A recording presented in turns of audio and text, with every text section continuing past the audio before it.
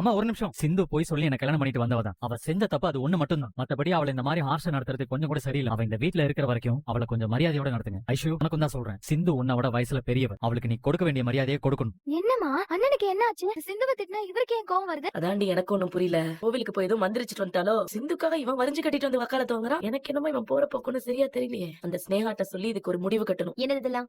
துணிமணி எல்லாம் எடுத்து வச்சிட்டு இருக்கேன். என்ன கொஞ்சம் கூட குற்ற உணர்ச்சி இல்லாம மறுவீடு அழைப்புனதும் டக்குனு கிளம்பிட்டு இருக்க? எல்லாம் என்ன ஜென்மமும். இங்க பாரு, மறுவீட்டு அழைப்புக்கு எங்க வீட்டுக்கு நான் மட்டும் தான் போவேன். எல்லாம் எங்க வீட்டுக்கு வரக்கூடாது, புரிஞ்சுதா? அந்த துணிமணி எல்லாம் எடுத்து வச்சுட்டு முதல்ல எடுத்து காலி பண்ணு. அது எப்படி? எங்க அம்மா மறு வீட்டுக்கு கண்டிப்பா போகணும்னு சொல்லிருக்காங்க. நான் போலனா எங்க அம்மா என் மேல கோவப்படுவாங்க. இது வரைக்கும் என் அம்மா பேச்ச நான் என்னைக்குமே தட்டினது கிடையாது. இங்க பாரு, நீ எங்க வீட்டுக்கு வரக்கூடாது, அவ்வளவுதான் நான் சொல்லுவேன். நான் கண்டிப்பா உங்க வீட்டுக்கு வருவேன். உன்னால முடிஞ்சா அது பாரு. இவன் சரியான சொல்ல கட்ட ஜென்மமா இருப்பான் போல இருக்கு. வர வேண்டாம்னு சொன்னா வருவேன் சொல்லிட்டு போறாங்க. எல்லாம் பெத்தாங்களே எங்க ஏதாவது புடிச்சிட்டு வந்தாங்களான்னு தெரியல. மறு வீட்டுக்கு கூட என் கூட வந்திருக்காங்கன்னா அவங்களுக்கு என் மேல கோவம் குறைஞ்சிருக்குன்னு தானே அர்த்தம். எப்படியோமா ரொம்ப சந்தோஷம். சிவா மாப்பிள்ள உன்னை ரொம்ப சந்தோஷமா பாத்துக்கிட்டா அதுவே போதும். பைரவி, ஆறுமுக மாப்பிள்ள உன்னை நல்லபடியா பாத்துக்கிறாராமா? என்னடி அவங்க கவனிச்சுக்கிறாங்களோ இல்லையோ, இவ பயங்கரமா கவனிச்சுக்கிறா. அன்னபூர்ணி அத்தைக்கு சின்னதா தலைவலிச்சிட கூடாது. உடனே சாம்பிராணி போடுறது என்ன, தைலம் தேய்ச்சி விடுறது என்ன, சூப் வச்சு கொடுக்கறது என்ன. அப்பப்பா அவங்க பொண்ணு கூட அன்னபூர்ணி அத்தையா அந்த அளவுக்கு பாத்துக்கிறது இல்ல. ஆனா பைரவி அத்தைய ரொம்ப நல்லா பாத்துக்கிறாமா. பரவாயில்லையே. அன்னபூர்ணி அத்தாச்சியா நீ இந்த அளவுக்கு கவனிச்சுக்கிறியா? உண்மையை சொல்லணும்னா நீ நிறையவே மாறிட்ட பைரவி. பைரவி அன்னபூர்ணி அத்தையே இப்படி கவனிச்சுக்கிறானா ஆறுமுகத்தை எப்படி கவனிச்சுப்பான்னு நீங்களே யோசிச்சு பாருங்கம்மா.